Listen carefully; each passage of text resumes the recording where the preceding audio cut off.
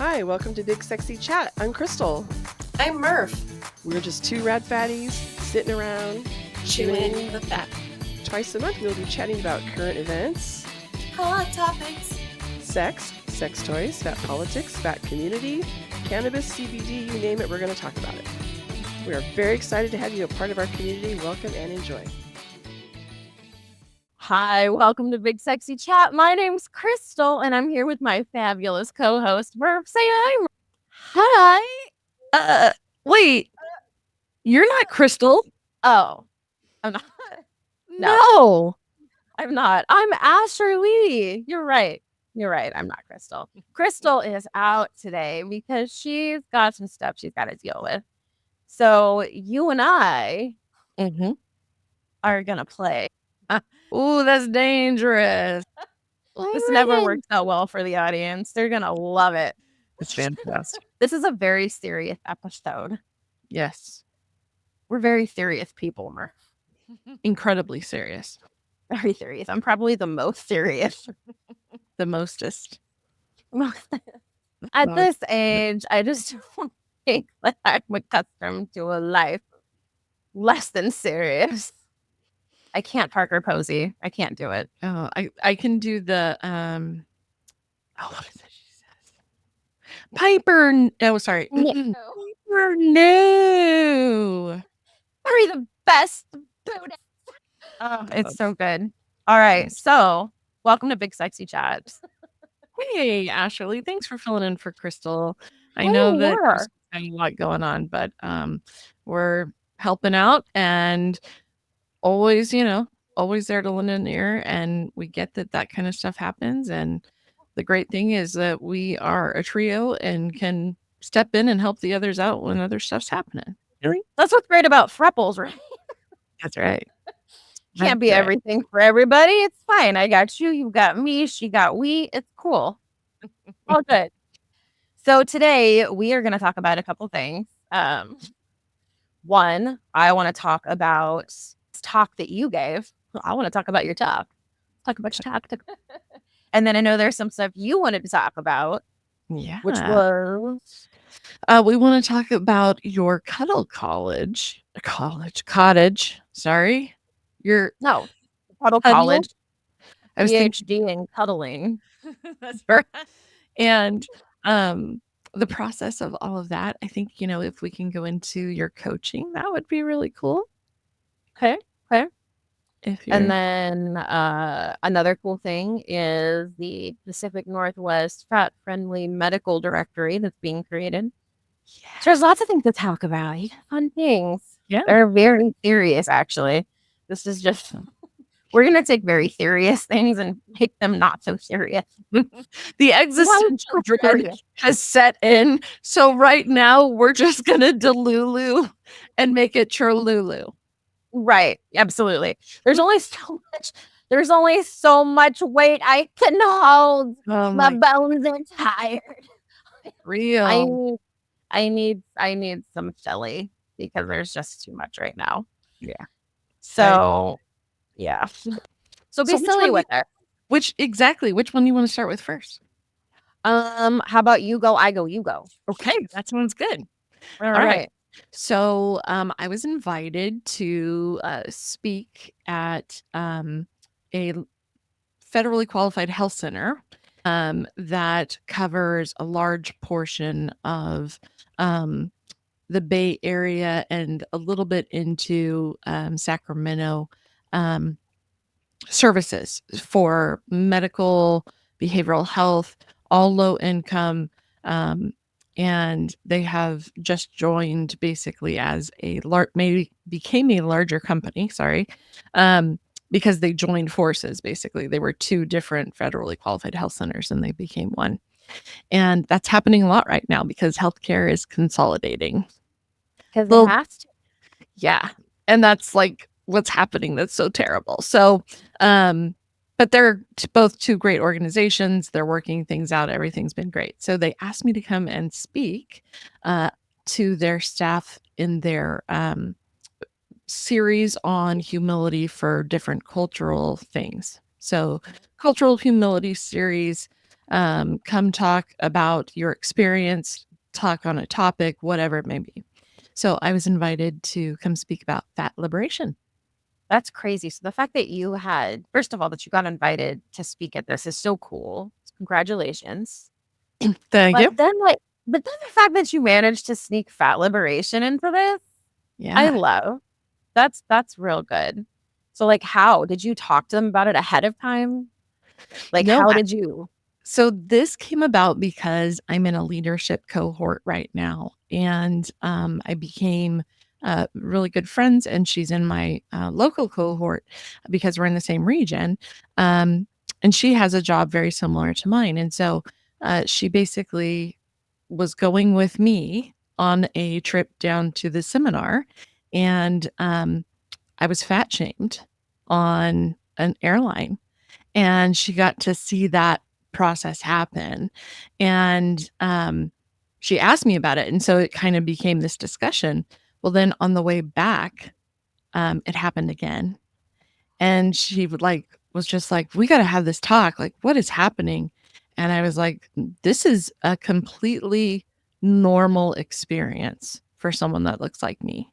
And so we had this really fantastic conversation on the plane ride home about fat liberation. And so she was like, would you be willing to come and talk to our organization about your experience and teach on the topic basically of what is it and how do you experience and how do you recognize it and how do you then address it in a healthcare setting as well as just as like a helper in the community of fatness. So that was really my kind of 101 on fat liberation and my personal experience. That's amazing. Did a Yeah. lot come out of it? I mean, I know that you've had other talks in leadership type of positions before that really went well for you. How Yeah. did this one go? Because I don't know that I've heard how they took it. Because I know Yeah. that can be varying. Yeah. It was, it was during a time where people can take a break, so I don't know. It wasn't a mandatory training for the entire staff, but I think there was like 50 people there, which was pretty significant, 40 to 50 people. I think off and on. Some people kind of dipped out and that sort of thing. That always happens. So that was pretty exciting, but a lot of good conversation in the comments, you know. I gave examples. So I asked for them to participate and they shared their own personal examples. We talked about what they experience in the workplace and what are kind of like the key components to addressing that. And a lot of them were like, I didn't even realize that I said those types of things. Somebody wrote, I really appreciate you having this conversation because it's one that I've experienced at this organization. And, I'm really grateful that this organization would even address this topic as a cultural humility issue. Yeah, I don't think that a lot of people realize how invasive it is and how much it's everywhere. It's Oh, not yeah. I mean, the thing like, it's with anything else, right? A lot of people in society didn't realize that there are certain words we don't say until all of a sudden people brought attention to maybe we shouldn't say those words. And maybe we shouldn't be thinking those things. And maybe like until we challenge those norms, right? Like nobody even thinks about it. It's just accepted because that's what it is. Yeah, So it's not their experience to have that kind of consistent discrimination. yeah. Which I mean, great. Congratulations. I'm glad you don't have to deal with it all the time. But for those who do, I think the fact that you're bringing the fact that you've gotten the opportunity to help bring light to some of this and be such a voice Mm, in the shadows of this is such a cool thing because no one else, like when else would it have happened?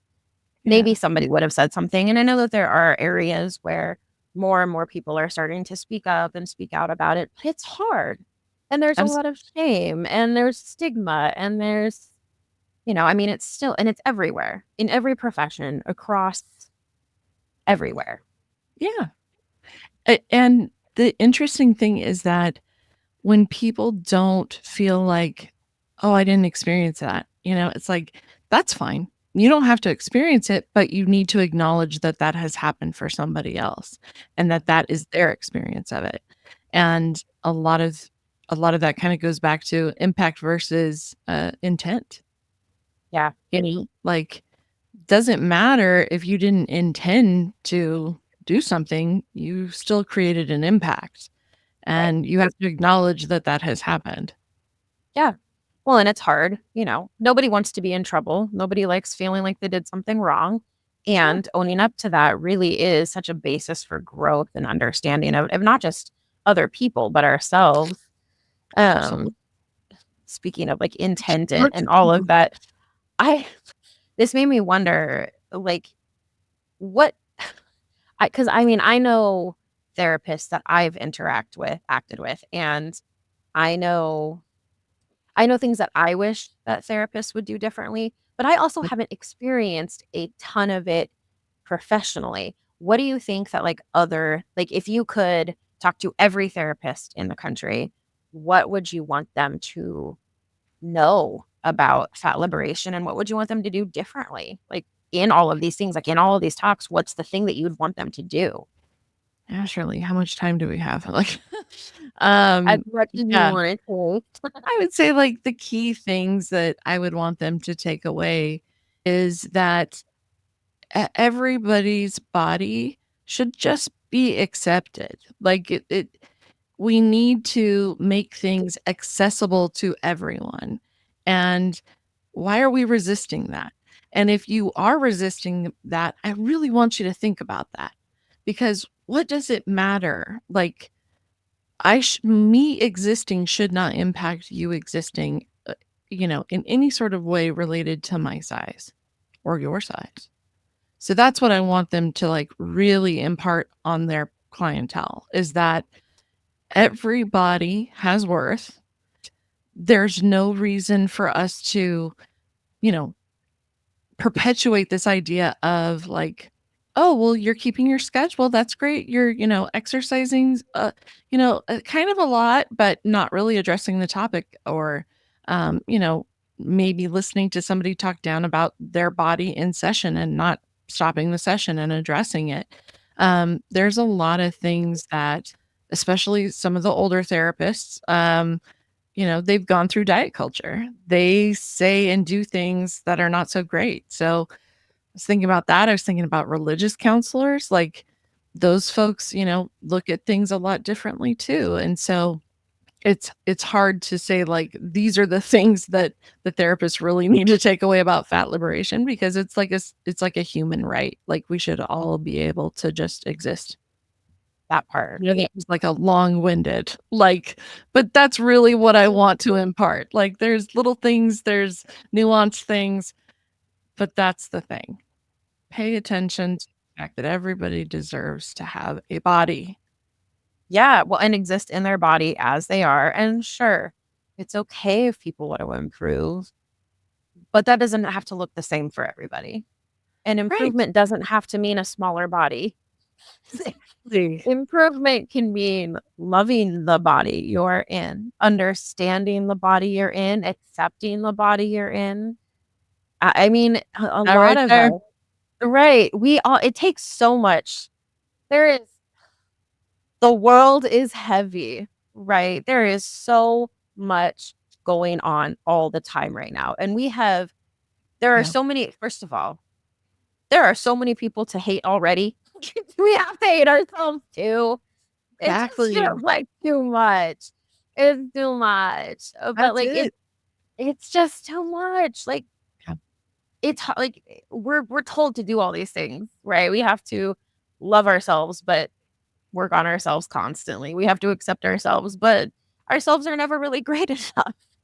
Mhm. And there's always somebody who thinks that our body is too big, too small, too this, too that, too short, too fat, too whatever.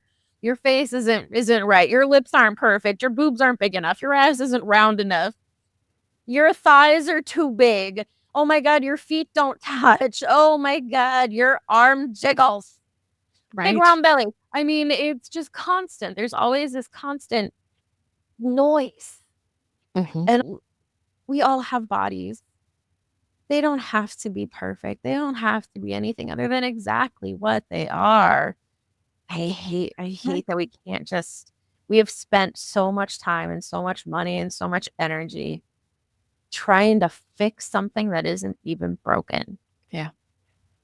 But we're told it and we buy the message, and we've Yep. seen what buying the message does. Mhm. It Yep. just it literally, like, these are the things that are keeping you from really being able to move forward. And that's what I would want to impart upon therapists is like, you just have to accept that all bodies are bodies, and everyone deserves to feel neutral about their body, because it shouldn't be this standard of like this or that, or you got to do this or what. It's whatever you have and whatever you want to do with it. Right? So it's just Yeah. like you're not going to move further in any sort of real discussion about bodies or weight or any of the diet culture, wellness, aging, all the things. Sagging, it's like, Right. fuck. Well, and how much more effort, how much more energy would we have to work on, I don't know, problems of the world if we weren't so focused on Right. that shit all the time? And If that we weren't messaging wasn't brought up, like, literally force fed to you your entire life. right, I can't tell you how many times I've thought about how different life, like my kids, right? I mean, sure, they've still, they've had to go through identity things and figuring out who they are and body dysmorphia and different things that they've had to work through.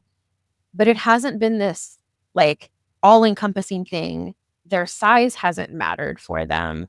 Their looks haven't entirely mattered for them beyond their own preferences. And they get to like focus on other things. But for me, I remember growing up, like my body was a big issue, though, like always. My whole life up until a certain point, it was like what I looked like, who I was gonna marry. Like my whole life was about whether I could get a guy. So I never had space to think, oh my God, I could do something. I could be something other than a fucking wife, a mom. That wasn't an option for me when I was younger. And like I didn't have the space for that. But if we got to grow up thinking we can look however we fucking want to look. Our bodies are going to be what they're ever going to be. We can do whatever we want to do. We can have the power to empower and we can make a fucking difference. Right. But he's too stuck in it, and Yeah. it's a snake eating its own tail. I mean, Yeah. really, that's what it is. And when you can step away and recognize that, that's invaluable. Yeah. And look at that. You are actually getting to help people think about this stuff. Yeah. Like That people was who wouldn't normally. And that's why I was so nervous to do it, because it was just like, this topic means so much to me. Like, you could Yeah. talk to me about behavioral health in California, and I'd just be able to be like, and probably sound like an expert and, like, eh, but this, I was like, this is really important. Yeah. What messaging can I get across that is going to resonate with these people so that they get it? And even if they don't accept it, that they now have heard it and recognize that it is a problem and that it is something that needs to be looked at, as dealing with discrimination for anti-fatness is unacceptable, Yeah. especially in the workplace. Yeah. I hope that you get to have more talks like that, especially where you're doing a thing where you're really making them question the way that they see something and the way that other people see something. Because, like, I think everyone needs the practice of empathy and everyone needs the practice of perspective. Like if we grew up like they do in what Greenland, I think they have empathy classes. Like, how Right. different would our mental health be in this Oh, country? it would And change and, and our everything. mental health providers, even. Absolutely. Or today I saw an article in the New York Times on my feed, and it was about this person saying that I had a sex dream about my therapist, and I told them, and I got fired from therapy. And I was like, "What?" So then I, like, Okay, but Right. first of all, sex dreams don't actually mean you want to have sex with the person. Like that shouldn't make that person uncomfortable. Right? But especially a therapist. It should Horrible. not make a therapist uncomfortable. That is really like, it's really not uncommon. That's weird. It's clinical abandonment. Like, you can't just fire a patient because they said Yeah. something like that. They're not threatening your awful. life. And the person said, I immediately, like, once you read the actual, like, story, it's like, oh my gosh, like this person was like, I swear I don't have feelings for you in that. It's just it happened, and I usually tell you about my dreams, and like I didn't think this would be a big deal, and you said I could tell you anything. And yeah, I was just like, oh, this poor person. Like, Awful. I have a best friend who is very much that way. Like he has crazy dreams and a therapist, and I can totally imagine that exact thing happening for him. And if he told me that, I would go to the therapist myself and I would totally mama bear the situation and be like, listen, Linda, we need to have a little bit of a conversation. You can't just abandon your clients. right. It was dream. If you need help deciphering what that means and understanding what it means, if your client has a dream like that, you and I can have a conversation. Maybe you need a therapist. Yeah, I was gonna say, you don't need to be a therapist. Like, plain and simple. It's just So like weird. I know that I just took us off on a crazy tangent, but sorry about that. No, you're totally fine. You know what? I hear all kinds of things. Like in a different therapy field myself, Yes. I hear Can we I talk? hear so many things. Yeah, we can talk about it. So Yes. tell the story. Like, start from the beginning. Like, what were your thoughts? What were the things that kind of like brought this on? Well, Your new business, the things that you're I learning. was in the womb and I decided my spirit was going to be a cuddler. Oh, Um, okay, bitch. in the God. beginning, um, I mean, so I have like I used to be a massage therapist. I've always been drawn to holistic healing in general. Like it's always been something that I love. That's not to say I am a science denier in any way. I believe in vaccines. I go to the doctor. Obviously, my doctor was on the show with us. Exactly. Go back. But You wanna listen to that episode, trust me. right, yeah, no, go back and listen to Dr. Roberts talking is amazing. Also, I've got a project I'm working on with him. So the directory that I want to talk about, I'm working on with him. So it's good stuff. We can jump to that and then come back. Oh no, it's fine. We'll come back to it. Okay. So I've always had a mind for different alternative healing practices in general. And I am also a very touchy-feely person. I love being able to give comfort the biggest thing is when I was really young, my great grandma, I will always, so my great grandma was the person who taught me how to love. Like, this is a sweet, happy moment. Sorry, you guys. But um, she died of cancer forever ago. Crazy story. She said she wouldn't die, even though she had breast cancer, until I had a child. And she told me this when I was like 10. And at the time, I was like, that's silly, great grandma, because I'm never going to have a kid. And then I had a kid. And she died a year after I had a kid. She also never went to chemo. She never got treatment for her breast cancer. I don't know. Universe. But I know it's crazy. But she taught me what love is. And because she was in pain often, she used to like I would spend the night at her house a lot as a kid. She really saved me from a lot of stuff. But she would come and she would sit in her little grandma chair at the end of the couch, and she would like be rubbing her hands, and she would just kind of like I could tell that she was in pain. And I was always like, Grandma, are you okay? And she would go, I'm just hurting.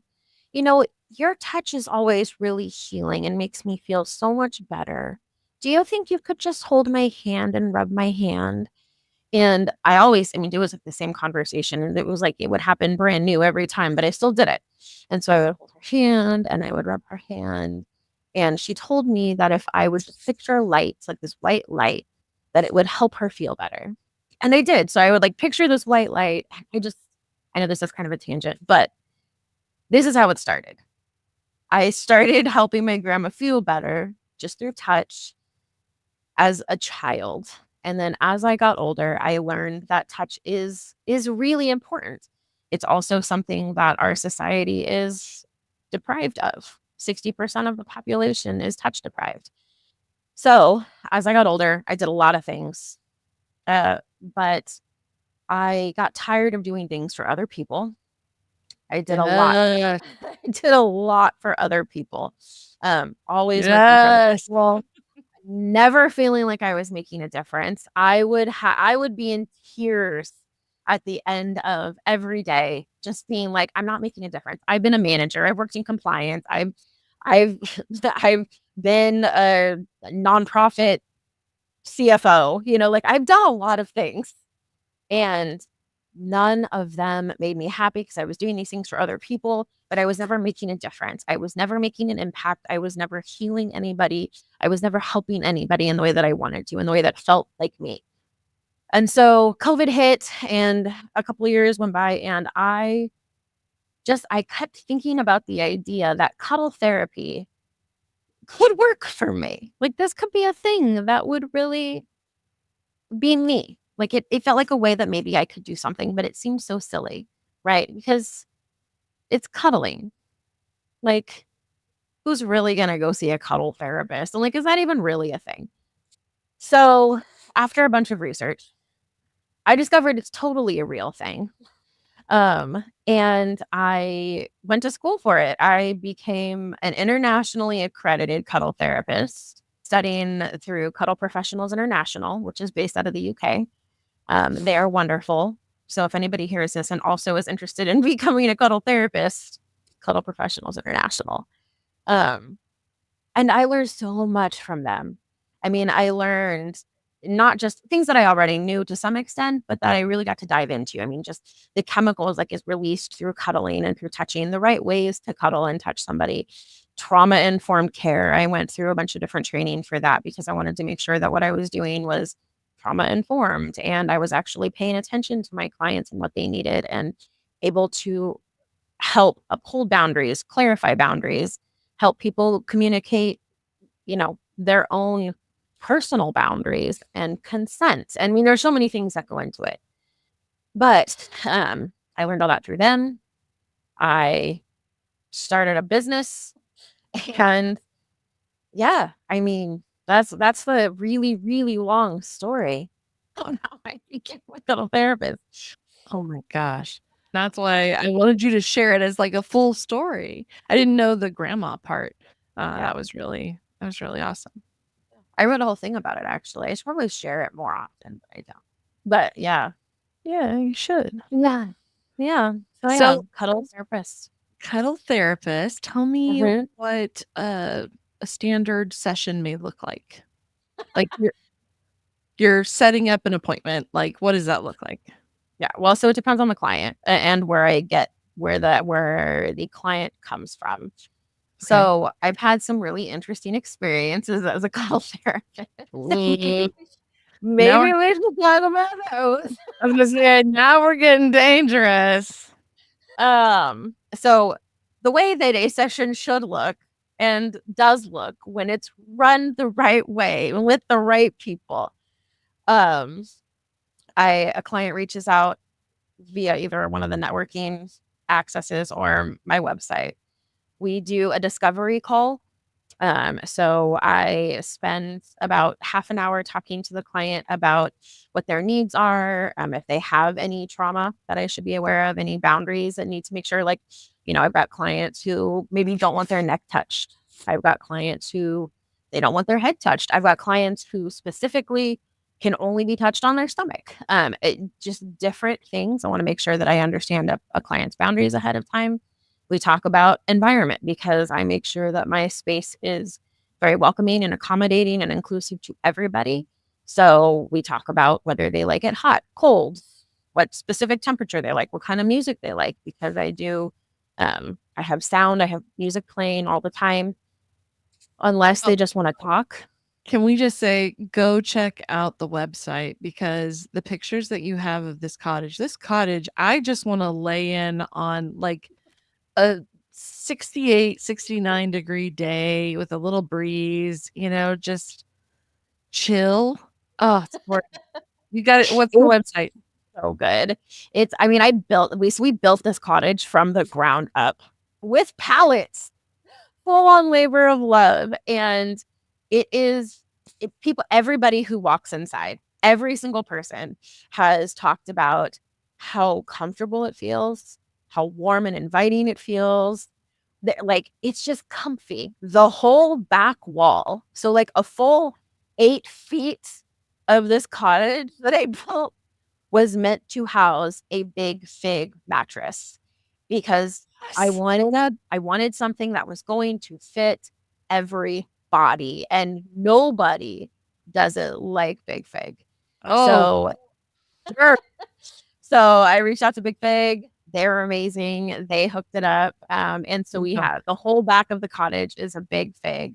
And every single person who gets on the bed, they're like, what kind of bed is this? And I'm like, it's a Big Fig. Big Fig. Like, it's so good. It's so comfy. I'm sorry, you were saying that you get to pick all the lighting and the things. That's what got Yeah, me. yeah. Like, oh, it's so gorgeous. I have to say that. It's so good. Yeah. Okay. So we go through, pre-discovery call, we talk about everything. We talk about what needs are, what you want to do, different cuddle positions. We talk about boundaries. We really just to get a feel also for energy, because some energy works, some energy don't. I mean, as a therapist, right? Like, there are some clients or some therapists who are just not going to be, it's just not going to work. And I never want a client to come into the space and feel unwelcome, feel like they, aren't they aren't happy there. They aren't comfortable there. So yeah, so that's what the pre-discovery call is for. And then after that, a session gets scheduled. And when they come in for the session, it's usually, I ask right away how they feel about hugs, if they want to be welcomed with a hug, because everybody likes hugs that come in usually, but there are people who don't. And so, really good hugs. Really good. I love hugs. I'm a big squishy teddy bear. That's like, I got told, actually, I had a session earlier this week, and my client was like, you have the best mom energy. I love it. And having like the mom energy kind of thing might get you some clients that just want to like deal with the trauma that they had as a child and have like a mom figure energy vibe kind of situation with you. Yeah. Or those who are going through a divorce and they don't have parents here and they just like need their mom, Absolutely. Yeah. So it's definitely all about comfort. So then they come in for their session, we greeted with a hug. I usually say, all right, let's get cozy, whatever is going to make you comfortable. So clothing requirements are shorts and a t-shirt is the bare minimum. That is the least amount of clothing you can have on, but you can have on as much clothing as you like. Shoes on, shoes off, socks on, socks off, slippers on. Does not matter. It's all about comfort. It's all about what makes somebody else comfortable. And then if it's somebody who needs time to adjust, I have a little sitting area. And so we'll like sit and talk and just kind of get comfortable. If it's somebody who's like, most people don't. Most people just want to plop on the bed. And so like we just transition over to where the cuddle therapy happens, and we start with breathing if they're anxious. If it's a repeat client, most of that doesn't need to happen. But I do have clients who have a lot of anxiety. So if that's the case, we do box breathing and a couple other different breathing techniques to try to help ground them and kind of get them soft. You know what I mean? Like, Yep. Get them comfortable, get them acclimated, get them feeling Present in their bodies. at peace. Yeah. So that way they can just actually relax. And then I usually offer just a basic hold at first, like, let me hold you. And then we kind of move through different positions.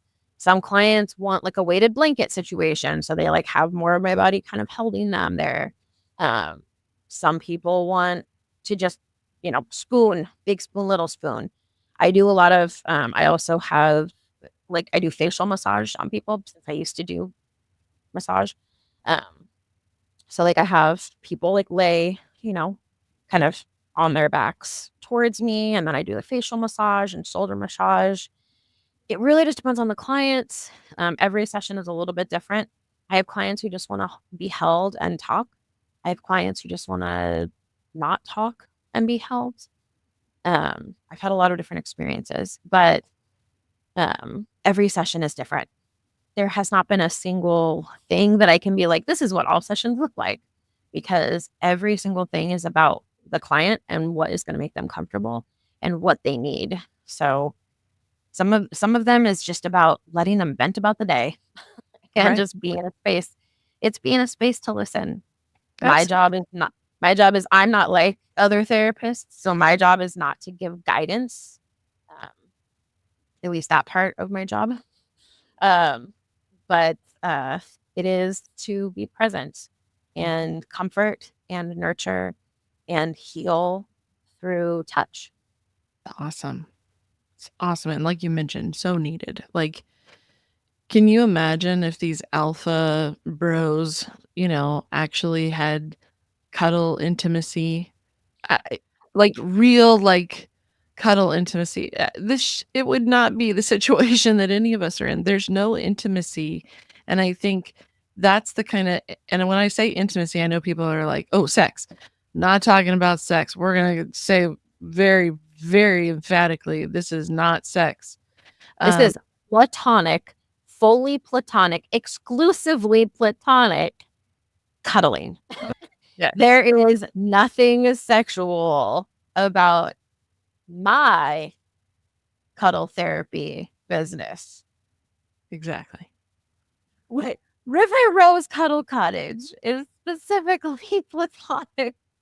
However, exactly. That is not always the case. So if you are somebody who has experienced a different type of cuddle professional, please understand that that is different than cuddle therapy. Please understand that there are other websites for that. And if you are a provider offering a service, please stay on your card. Stay in your lane, bro. Stay in your lane. We all have a corner. I'm not about the scarcity mindset. If anybody wants to be a cuddle therapist, a cuddle professional, do it. We need more touch in the world. But please stop offering clients non-professional services under the guise of platonic cuddling, please. Right. It really ruins things for the rest of us. Yeah. Well, and it leads to word, especially if somebody didn't pay attention to that on your website and just wanted to book a session, and then, that's the, well, will you do this? Right.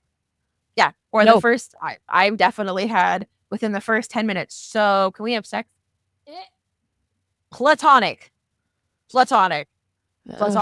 I've also repeatedly told somebody platonic and had them be like, so will you play with my nipples? And I'm like, swear to God, buddy, that's not platonic, friend. That's not. No, you know what professionally, I will touch here above your chest. Mm-hmm. I will touch here on your stomach. And that is the boundary that I have. That is where I'm willing to touch because I'm not doing anything sexual, my friend. Professional. You're a professional, and professionals don't have sex with their clientele unless they are doing sex work. Right. And cuddle therapy is not sex work. It's not. And if I was gonna, I would charge a lot more. And I'd also not do it under the guise of something else. It's fine. Everything's fine. I don't need to vent about it. It's fine. Everything's fine. But that's my point, though. It's important for people to understand. This is what I'm saying, though, is like cuddle therapy is intimacy. When we're in a culture that doesn't pay attention to the fact that there is sex work, which is sex, and then intimacy. These are two different things. And so until we have a culture that really understands that and values that, men, like alpha male bro men, that's what I'm talking about. Mm-hmm. That's a big fucking deal. Like that would change everything. And that's why the work you're doing is so important, because physical touch is healing. It's somatic therapy. Like it is. Yeah.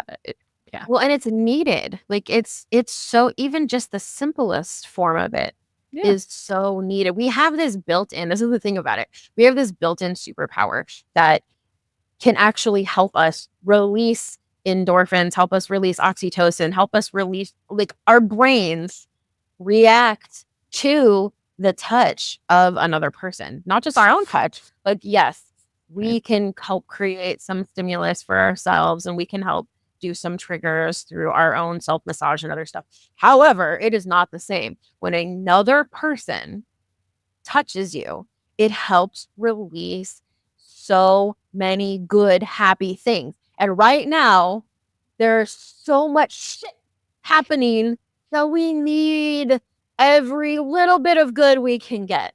So it's like, stop. Like, we have this tendency so many times as people, we have the tendency to, when things are wrong, we turtle, we disappear, we hide because it's too much, because we're overwhelmed, because we're exhausted, because we feel like garbage, because we don't want to put the effort into looking nice, because we don't feel like we have to look a certain way to get out into society, because we don't have the energy to connect with another human being. But the reality is that we need those connections. We need that time touching and being around other people. We as a species are community driven. We as a species are community based, and we do better as a community. We do better when we're together.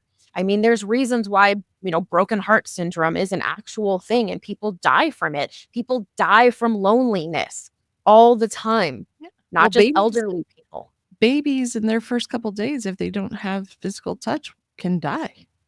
Well, there was a study done in 2 orphanages where there was one orphanage. I'm sure you know about this, right? There was one orphanage where the babies didn't have any physical contact aside from just very, very very basic. And then another one where they were held and comforted anytime they needed it. And the kids that didn't have any comfort grew up so much more maladjusted than the other group of kids. It is so important. Touch is so important. And throughout our lives, not just growing up, not just as babies. We need that for the entirety of our lives. And so it's such a shame that we live in a society that we have had to become afraid of other people. We have had to become afraid of touching another person. We have been traumatized by being touched by other people, because it's like the same thing that can heal us can hurt us. And it is awful that that's the case. It is awful.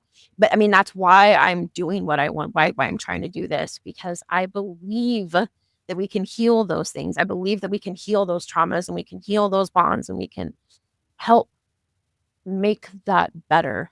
And Absolutely. I want it to be better. I want us to be better.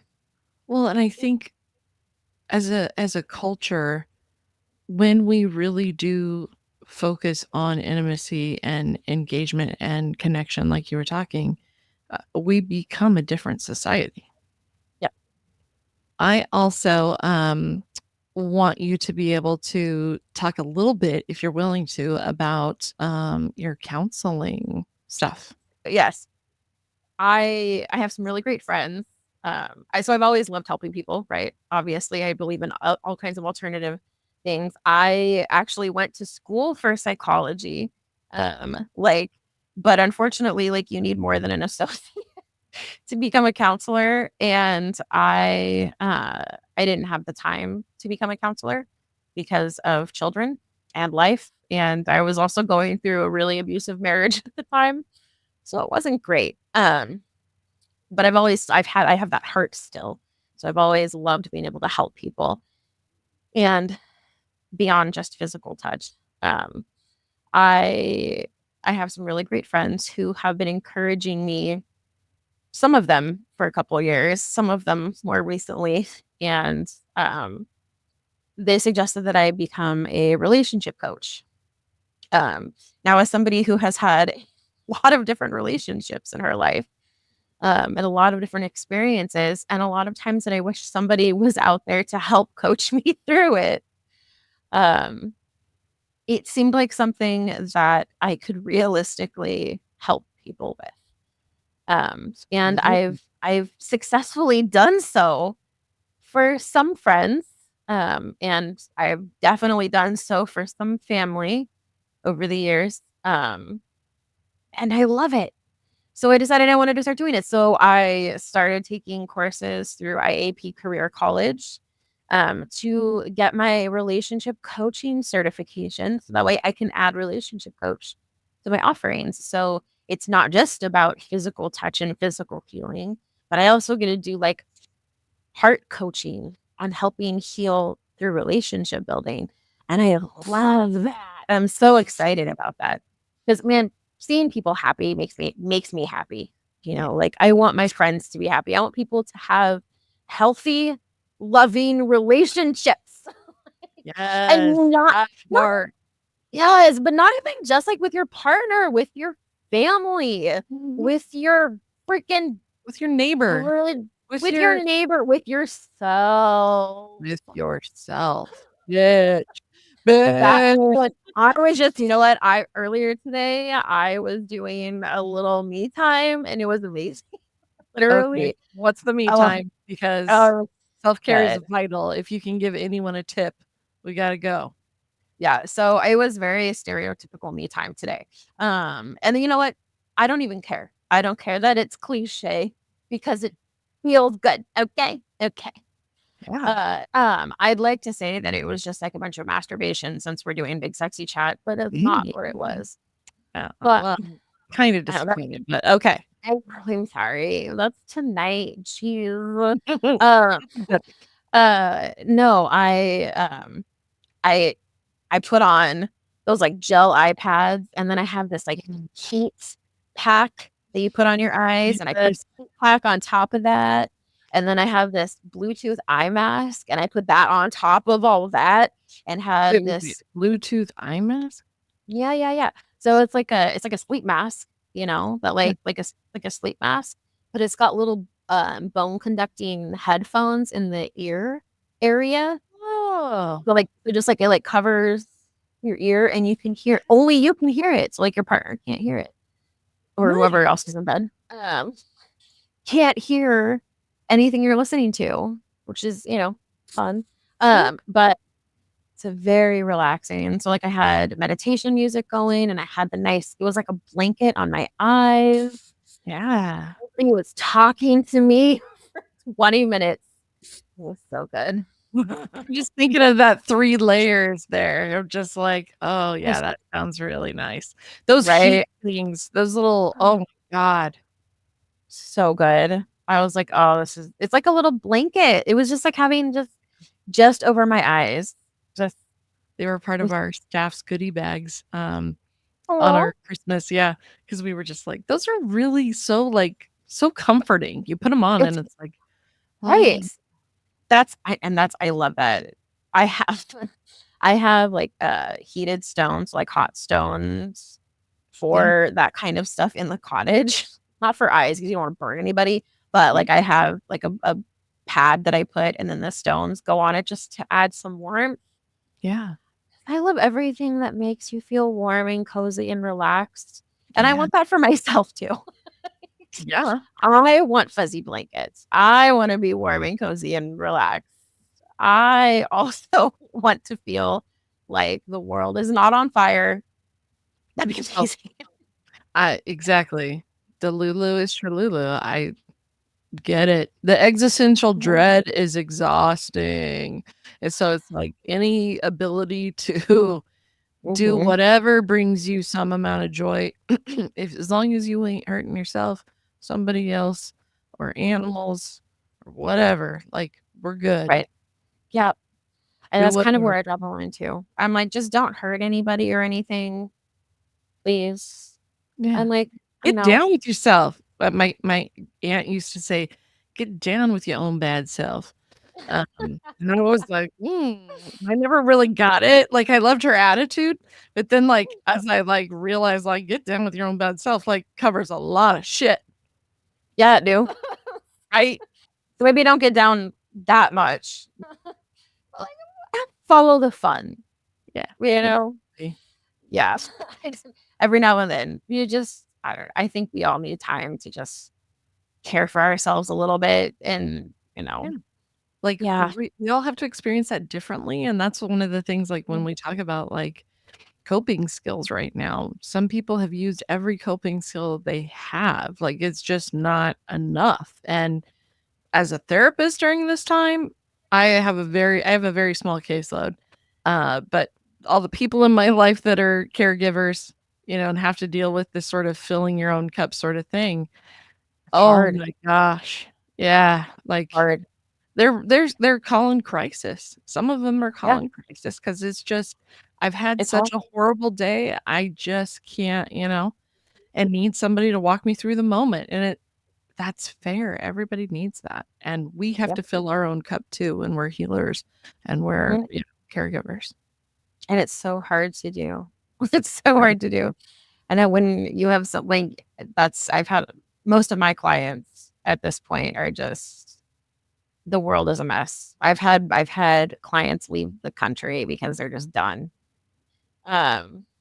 It it's hard. And it's hard to be a carer in a world that needs more carers. Like, who cares for the carers? But luckily there are a good amount of therapists out there. I'm discovering, like, even fat friendly therapists, which is really cool. So I'm doing this for my area, for the Pacific Northwest. And there is, so Health at Every Size exists, and Health at Every Size lists medical providers in various areas, which is Love it. amazing. Yes. And not to call out Health at Every Size, guys, but some of your resources are outdated. No, seriously. No, it's a problem, y'all. So for the Pacific Northwest, my doctor, Dr. Roberts, he We asked love me, here at Big Sexy Chat. we love, he's our bestie. He asked me if I would be interested in putting together a provider network directory of fat friendly providers, medical providers in the Pacific Northwest. And because he's got clients, got patients that need to be referred to people, and no idea who to refer them to. And this happened because of all the times that he's tried to refer me to somebody who was awful and was super fat phobic and super douchey. And it was like awful, awful experience after awful experience. I mean, normal for all of us. Just add that one in. We're good. Keep that in check. Big bank. So good. It's like medical trauma. Sorry. Well, humor, y'all. We deal with it every fucking time we go to the doctor's office. Which is like why finding providers who are not that way is so important. So I took this on. I took this task on, and I'm so amazed at the things that I've discovered through doing this. So one, just in this area, there's so many of them who are actually like fat friendly, who care about their clients, who like aren't gonna push diet agendas on them, who are really into helping them as they are. I'm so amazed by. But also, like, not just that, but the amount of them who like actively want to be part of these types of things. And the coolest part has been there's a lot of fat like medical providers out there that they themselves are part of the fat community. I love it. This is like my dream. Right? I was like, shut the front door. It's been amazing because I've had like several different doctors reach out because they heard about it through other providers and are like, I want to be a part of that. Can you please list me on that? I am part of the fat community. And even I've struggled with finding other providers for myself. Wow. So this is an amazing resource. And I was like, oh my God. Love it. Like, it's been so cool to find that out. Just that made me so happy. But I've got over 45 providers on this list. That's fantastic. Yeah, it's so cool. That's changed people's lives, Asherlee. It's going to change people's lives. Well, the thing that I did with it is like, I also, because we do have other resources that do exist, that have existed, Health at Every Size. And there's also fatfriendlydocs.com. And that also does basically the same thing. And just like most things, right? Like these resources get created, but then there's a lot of information on them. So it's hard to keep up with it. Right. I found a lot of doctors who either are no longer practicing or who have changed practices or who no longer align with like the goal and the message of these things. Because that was also part of my process, was verifying that they are still like fat friendly. Yeah. And there was a solid amount of them that needed to be changed and were not updated. So it's like, how many people have tried these resources and then only been left not having the person be there, you know? Yeah, I see it all the time. We have that issue in our community. You know, some of the more rural areas, that's an issue, you know? Yeah. So having a directory is a big fucking deal. And for the fat community, that's fantastic. To hear that providers are wanting to be on it, and like, wow, that's. Are you adding your cottage, your cuddle cottage? I might add it under alternative therapy. I've got some Yeah. providers that I'm trying to figure out where I want to label them still, because so I've got a lot of not just primary care providers and not just like actual physicians, but so I've got a lot of like mental health people on there. I've also got a gym that is all inclusive, that is for in this area, in the Portland area, that is made for fat bodies. And like there are fat instructors there, and like, you know, all bodies strong. And like there's a couple other places that are like body works types places that are really all very fat friendly, and not just fat friendly, but like fat focused. So there are places that were designed with fat bodies in mind. And I just, there are way more in this area. I mean, granted, we've got like the fat community in Portland is not minimal. Right. There's a pretty healthy fat community here. So the fact that those things exist doesn't surprise me. Yeah. But I think that it's a good like way to have the start of like a conversation, right? Like if a city like Portland can have these kind of resources and people in that community build these spaces, then that can be done anywhere. Yep. 1,000%.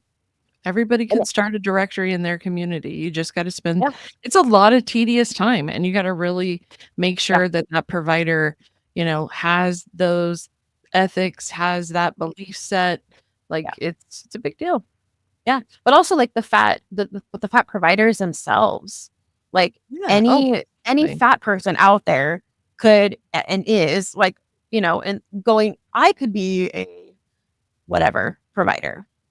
Yeah. Because there is a need for that in the world, in this country. We need more people who understand fat bodies because they're in fat bodies. And those people leading conversations in the medical world and in every other part of the world to make it so that way people understand these things. I mean, that's how change happens. Like we need to take up space. And we have to have difficult conversations. We have to have self-reflection. Mm-hmm. And then we got to move forward. Like, yeah. Mm-hmm. You get it. You get it. Know. Well, this has been a really great conversation about a lot of things that I don't think we planned on talking about. Yeah, I think it was a good squirrel podcast. Maybe you could say we call it Get Squirrely with Asherlee and Merf. Yeah. Oh, it's good. Good. So tell them where they can find your cuddle cottage. So you can find what I'm doing at riverrosecuddlecottage.com. Everything spelled the way that it should be. If you were going to say river, rose, cuddle, and cottage together. And then also on Facebook. That's where my stuff is at. Awesome. Come cuddle with me. Yeah. And soon get relationship coaching while cuddling. It's going to be fantastic. It's going to be a really interesting one. I really hope that I can do like intimacy coaching that's not sexual. You know what I mean? Like emotional intimacy is, I want to help people. You're doing it. You're doing it and doing it and doing it well.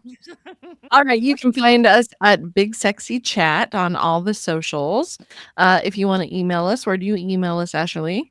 BigSexyChatPod@gmail.com. Fantastic. And don't forget about Chrystal's new clothing gig, her merch side hustle. And Bliss Connection, if you're looking to get a new sex toy or some lingerie. I gotta tell you guys about the trade show that I went to when we stayed at the Paris Las Vegas. So I've been very bonjour. I am fancy with fancy sex toys. Exactly. The toy, le vibe. Can I give a little sneak peek in terms of what's coming? Yeah, do it. The magic wand has made a waterproof submergible that has a motor that's even more powerful than the one that you plug into the wall. Shit. And it's coming soon. That sounds about like what the clitoris is gonna do. Right? Like, can that thing start a car? Because if it's more powerful than the plug-in wand, how many pulverized clits are we gonna have out there? Is that gonna be a new syndrome? And like pulverized clits be a syndrome? We gotta go. We gotta cut it. We gotta go. This is just gonna get great. We're gonna be too dangerous. Too dangerous. Oh God. Chrystal did this. She let us run wild. This is what happens when you leave us unsupervised. Shit gets crazy and dangerous. All right. No, it was fun having a chat with you, though. Me too. I hope we don't get pulverized clits. No, not at all. Girl, you're doing something wrong. Stop that. Well, it's been great chatting with you, Merf. I'm going to go ahead and say, see you later, alligator. After a while, crocodile.